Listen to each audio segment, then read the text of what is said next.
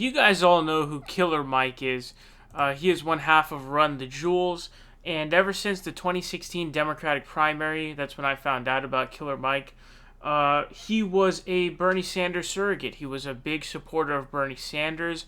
It was really awesome, and he essentially just had this outreach to other people, and it was really great. The meeting between Bernie Sanders and Killer Mike, and his advocacy of Bernie Sanders has been nothing short of amazing. Now, I just did a video a couple days ago posting to you an appearance he had on CNN. Now, as you guys know, mainstream media does its best to dodge talking about Bernie Sanders, let alone even something good. They just completely have a goal of just, let's not talk about him. His name is Voldemort, right? They talk about Pete Buttigieg all the time. They talk about Warren and Kamala Harris and all these folks all the time. But when it comes to Bernie, it's time to take him out. Evidence for that is that video that I uploaded. There's no video of that on YouTube. You can't find it. CNN uploads so much of their videos, but they don't upload that. They don't upload when Cenk and Anna go on their show. And it looks like the same thing here with this video. So I thought I'd show this to you guys because it's important anytime we have a Bernie Sanders supporter, especially like Killer Mike and Icon, going on and just bulldozing the establishment. So he goes on MSNBC this time. And per usual, MSNBC didn't upload it, so check it out. Ask you, you out in 2016, Bernie did not do that well with black voters. Yeah. What do you think is the difference now? Is the message different? How do you think he will improve his standing? He's at 14% according to the polls, and you have Biden at 47%. What do you think can happen that would in many ways increase his support in the black community? Well, I don't always trust polls in matter of our community because I always heard about Nielsen ratings and I never seen a Nielsen box in a working class black community. But what I know is as I move around the black community in Atlanta and other communities, what I hear is people saying that we need alternatives to the two choices we've been given, which are typically, middle of the road Republican or Democrat, and there's some variations. I don't think is starting a revolution. He's continuing a revolution. I think it's the same revolution that Dr. King fought. I think it's the same revolution that the SCLC fought. I think it's the same revolution that Eugene Debs and Lucy Parsons fought. It's a revolution to make sure that the compassionate capitalism or social democracy or whatever you want to look at it as, that it gets exercised in this country. It's a revolution that makes sure that people who are sick get health care. It's a revolution that makes sure that people who don't want to necessarily go to college can go to trade school for free, and people who do go to college isn't burdened by debt. That all affects my community directly. Marijuana decriminalization was something I never thought I'd see in my lifetime. Yet within 4 years, I've seen a nationwide push for it, in big part to his campaign. How does that affect me as the father of a 17-year-old boy? If my son gets caught with marijuana, it could ruin his life for the rest of his life. Now we have an environment where he literally will get scolded as a child and to get a chance to be a fruitful adult without a felony on his record. Right. I think that resonates in our community. Now, the fact of the matter is that you have said, and the campaign, that there's going to be an emphasis in this particular tour on black men. Why Yes. black men?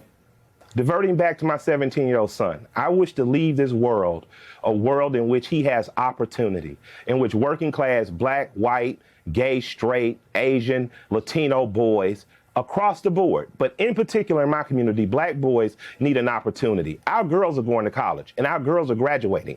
Our girls need an opportunity to get rid of that debt. Our boys are not going to college at those rates, but they want to go to trade school. They want to be the person over the next 20 years that builds the infrastructure of this nation. They should get an opportunity to do that. Our grandmothers, uncles, grandfathers are sick from things like cardiovascular disease and diabetes. As my doctor has me on a weight loss regimen, I congratulate you on what you've done over the years. I'd like to see more black men be able to do that. They can't do that without proper medical insurance. Universal health care will give them that opportunity. Not only go to the doctor when you're sick, but go to the doctor to get a plan never to be sick. I think that resonates. So in my mind, he's a continuation of what I saw with the Poor People's Campaign under the mentorship of the people that marched with Dr. King. And he's a continuation of a 100-year campaign of Eugene Debs and what we were trying to make this country is. And that's really what it can be. And it can be great. Now, when we look at the fact that Bernie Sanders is saying all of these issues that he's raising and the plans, one of the things that came up in this campaign was reparations. And many of the candidates have said they would support a reparations commission that Congresswoman Sheila Jackson Lee is pushing. Bernie Sanders has said he's not necessarily supporting reparations, that he wants to support the Clyburn plan. How do you respond to that? Man, how I responded is, first of all, saying rest in peace to Representative John Connors. He's someone that had been pushing a bill in particular called H.R. 40 since 1989. Right. And in his lifetime, he got to see us as a community get behind that. Unfortunately, he didn't get to see that bill go through. That bill has been reintroduced with some tweaks and could use some further tweaking.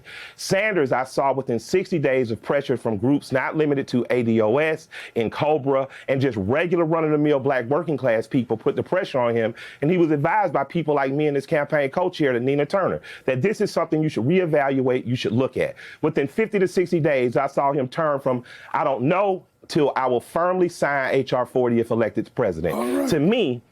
To me, bigger than simply saying, will you give me reparations? I learned in that moment that I have an ally that will take my word, that will trust and depend that I'm telling them the truth, and that will pivot if need be in order for fairness and justice to prevail. And I salute him for that. All right, now talking about black men suffered disproportionately with the omnibus crime bill. Bernie Sanders voted for that bill. We've recently seen Michael Bloomberg apologize for stop and frisk, something many of us were against while he was mayor. Should Bernie apologize for voting for the crime bill?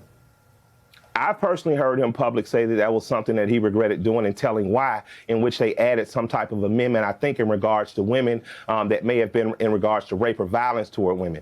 I think that he and many politicians regret that bill. I hope that more politicians who voted for the bill regret it. And bigger than that, I remember Bill Clinton saying one time in response to an audience saying that you voted or you signed that bill. He said, your leaders asked me to. And that's including but not limited to people like my grandparents and ministers, many people who your comrades, and at that time, man, crack era was one of the scariest things. We fought about it. You're right about that. We had a big fight about it. And I think that all of us from those times, I was just a child, but I think that all of us have some soul searching to do to say we were all in a panic mode and we did the wrong thing, but now we have an opportunity to do the right thing. Well, I'm glad to have you on the show. And one last thing, almost as important as the other issues, when I come to Atlanta, I feel like Killer Mike always does a really great job of representing Bernie Sanders whenever he's going on mainstream media outlets. And again, as I told you, these chances are very rare. They don't come very often in terms of being able to go on a mainstream media platform and really being able to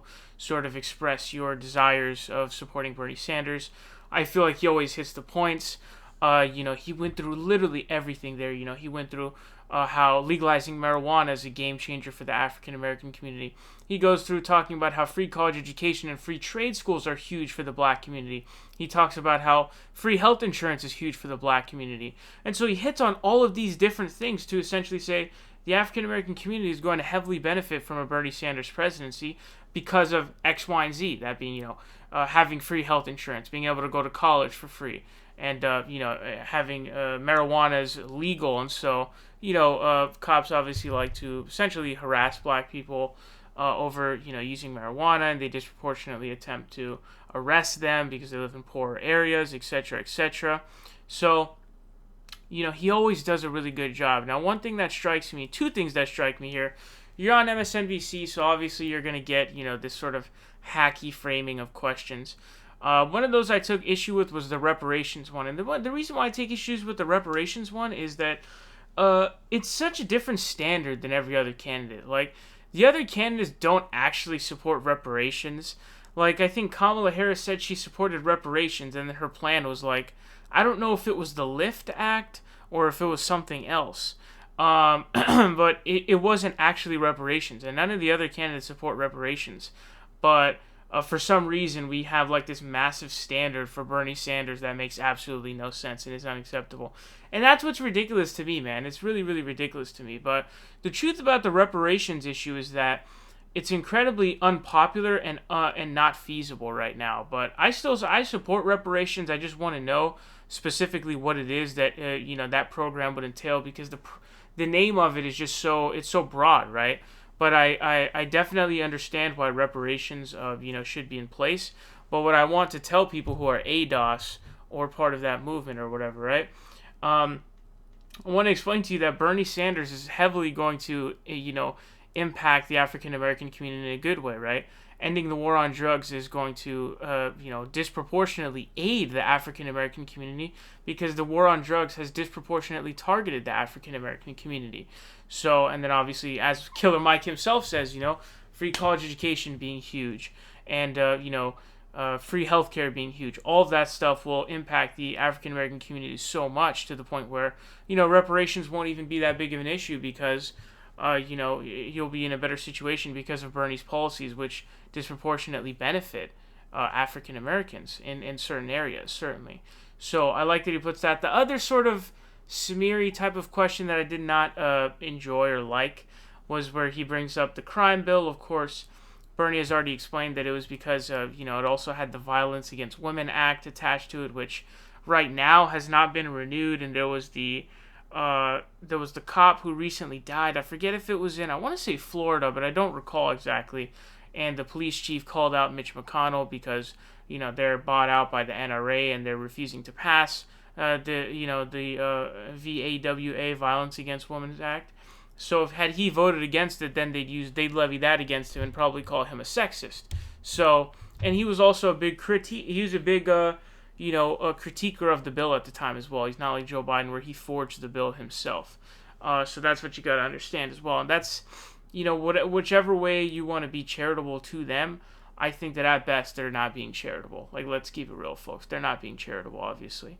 But Killer Mike, despite the non-charitable sort of questions, still manages to hit it out the park. I will try to highlight these videos for you guys because, as I said, MSNBC doesn't upload this to YouTube. This video is not available on YouTube. Same thing goes for his appearance on CNN, because they're trying to bury these videos. That's what they're trying to do. So they bring them on, and then they're attempting to bury the appearances.